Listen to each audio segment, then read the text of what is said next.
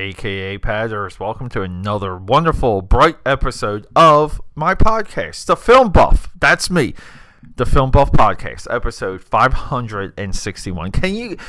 Two amazing things right now. We're at 9 for Fast and Furious, and we're also at episode 561. And you guys, all of you out there, all my AKAPADers out there, you guys, the army, you guys know the objective of this show, the objective of me coming to you regularly, is to do every single movie I've ever seen. Let's go. So, we're talking a fantastic franchise, though.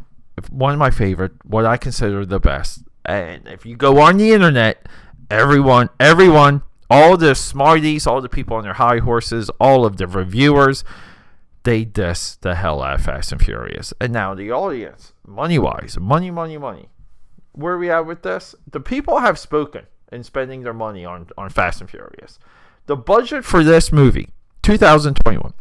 You gotta remember, this is like a somewhat pandemic, somewhat theater, somewhat rebound movie. It's amazing that this movie did $726 million worldwide, still during the pandemic. Budget, let's just say $225. Cast. Should we talk about the cast of this movie? There's only one. Look, we have the return of Sung Kang. He died. Now, he dies in Fast and Furious 3 Tokyo Drift. This character comes back in this movie. He returns in this movie. Returns in an absolute cool way. Absolute cool explanation. He dies by the hand of Jason Statham. As we see, pretty much revealed, I believe it was Fast 6. It's revealed that Jason Statham runs him over with two beautiful cars colliding type scene. And then Kurt Russell's Mr. Nobody, who's essentially another James Bond, Ethan Hunt. He runs this spy organization called The Agency. The Agency is way more highlighted in Fast X, our next installment.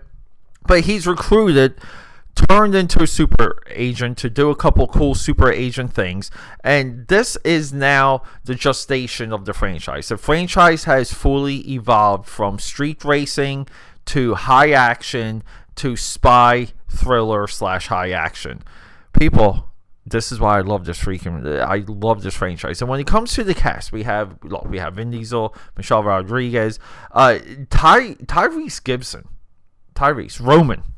Roman, he is one of my absolute favorite characters of all of these. And then we have our normal cast of characters. Helen Mirren comes in. She's the mother of Jason Statham. She is basically a career criminal, but she's also a career super criminal. She has somewhat of a alliance and a friendship with Vin Diesel. That comes into a major play in this movie.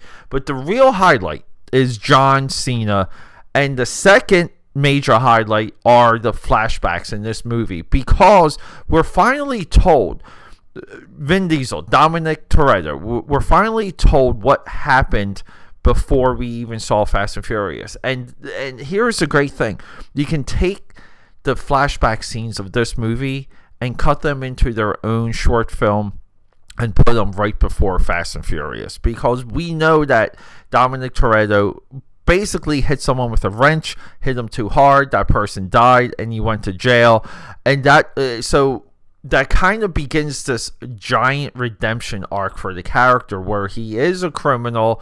Because he was a criminal, he was ostracized by society, never got the right opportunities, and his character becomes a little bit more tragic, because you saw that the family and his father and brother, Jacob Toretto, John Cena, they had a direction. They were going places. They were on the independent IndyCar circuit, all of that stuff.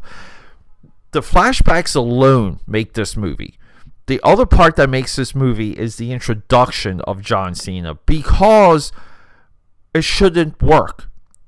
When I found out that John Cena was in this movie and who he was playing, it was just like a groan, and I couldn't understand just the logic and why they would want to do so. It's a low-hanging fruit move to introduce a hidden family member But when it comes to any long-form serialized entertainment, secret family members is a part of that soap opera formula.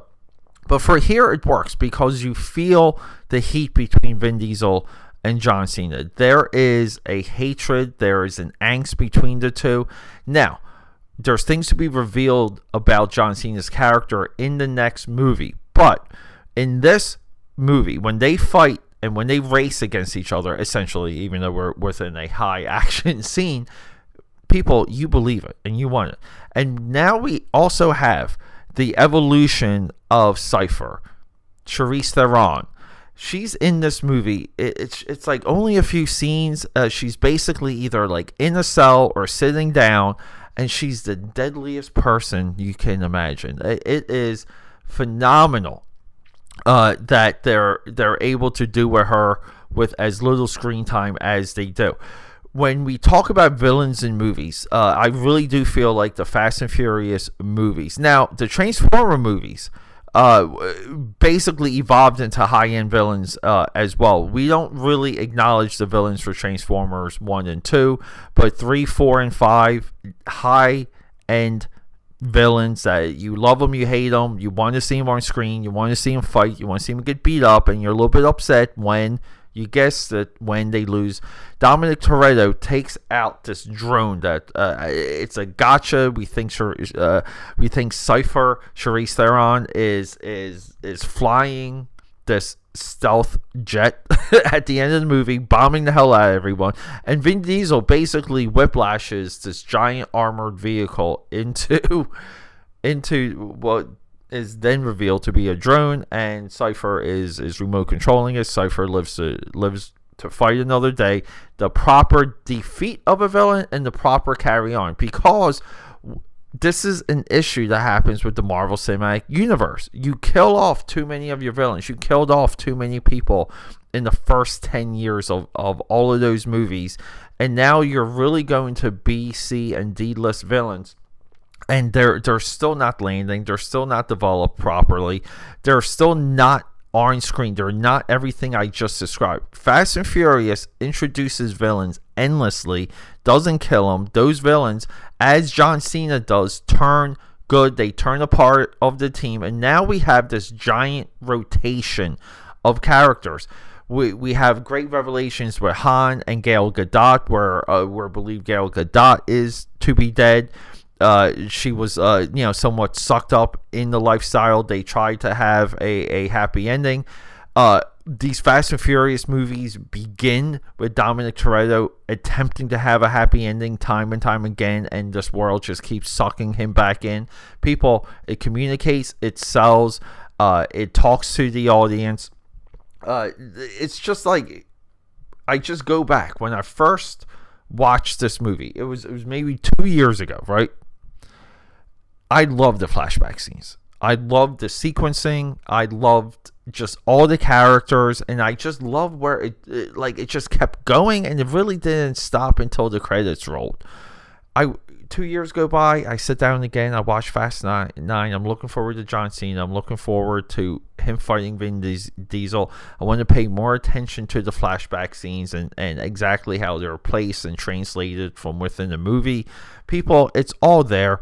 This movie is nothing but a giant recommendation. And we have, like, the villain. Who is the villain in this movie? Where is it? Look, we even have, like, Michael Rooker. Michael Rooker is the almost like the pit boss, the mechanic in the flashbacks. We have Cardi B. Look, people, I don't like a lot of Cardi B. I really don't. But her scene in this movie, it works. We have Jason Statham. Okay, through Estrade, Romanian Aldo. He plays Aldo. Okay, this dude is so freaking awesome. He's smoother than silk, cooler than a cucumber. Great new villain. I forgot too. We have Bad Bunnies in this movie. I'm just Bow Wow. Oh yeah. So the other big point of this movie is we do get we get Fast and Furious in space, and we have a extended period of time that Roman and Ludacris, Tej, are in space. They're in space. They got to take out a satellite. As you guys know, they complete the mission. But the individuals assisting them to get into space is what am I saying? Is our crew from Fast and Furious 3 Tokyo Drift. It's fitting that this crew is here. Han's reintroduced. They reunite. Han has all his moments where we're thankful you're not dead. Lucas Black, Sean Boswell. This is our Fast and Furious 3 guy. I only hope that he is brought into these final 2 movies because I love his character so much. I love his almost like southern drawl accent. I get it, people. Fast and Furious in space should not work, but it's fun. It's a fun, goofy sequence, and why the hell not? Because these guys kind of you have this idea that they can do it all, and it just really sets up the final act. Though, once we strap a rocket to a car and shoot that into space and have a full sequence out of it, the next movie, we're convinced that they can do anything, and it is a good setup. I feel like so many people miss that point, but I don't know. I guess I'm on the outskirts. I'm one of the outliers, but Fast and Furious F9, the Fast Saga, it's legit. I freaking love it. I would say maybe to rate, because I love 3 so much. I love 6. I love 7. So it might be 3, 6, 7, and 9 if I were to stack them. AKAPAD here, rock and roll, guys. Next up, it will be. I'm sorry, you guys may have to skip around. You guys know I'm on the NBA. Geez, can I say NBA playoff shtick? I want to do more basketball movies. We will have a basketball movie coming to you. Coming up for basketball, Hoosiers and both Space Jam Legacy with LeBron James will be discussed. I'm trying to work in more because I just get so into it sometimes. I get so into these threads. I want to watch every single movie I dig up, and I do my very best. I'm so upset that Above the Rim is just not available on any of my streaming services, so I may have to rent that one. That's maybe the one I haven't seen in my entire list, but I do want to do things like the where everyone dresses up, Dr. Drew, I think, or Good Drew, or anyway, where everyone dresses up as an old basketball player, including Shaq. So I don't know, people. I did kind of want to do some Shaq movies to honor him during the finals. So we got a lot coming. Hopefully, I get to fit it all in. I'm hoping we get if we get a 7-game series, I should be able to hit all these movies. I love you guys. Rock and roll. See ya.